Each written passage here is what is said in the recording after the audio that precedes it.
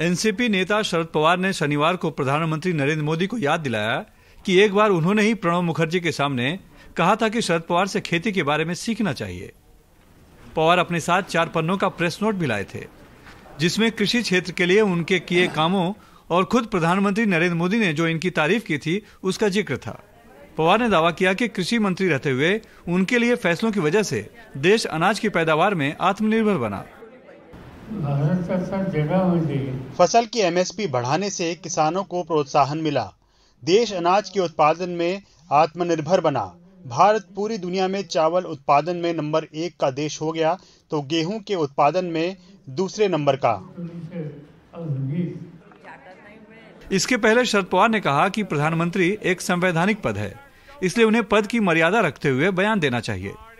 उन्होंने जो जानकारी दी उसमें तथ्य नहीं है, इसलिए मैं उनके पद की गरिमा का सम्मान करते हुए जवाब दे रहा हूं।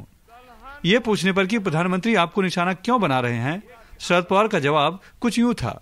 मैं जहाँ जाता हूँ जिस तरह लोगों का रिस्पॉन्स मिलता है, इसका देखो तुमसे फंस गया होगा।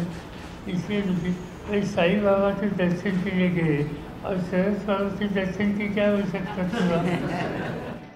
प्रधानमंत्री नरेंद्र मोदी ने 26 अक्टूबर को शिरडी में किसानों की सभा को संबोधित करते हुए शरद पवार का नाम लिए बिना कृषि क्षेत्र में उनके योगदान पर सवाल उठाए थे। लेकिन कुछ लोगों ने महाराष्ट्र में किसानों के नाम सिर्फ और सिर्फ राजनीति की है।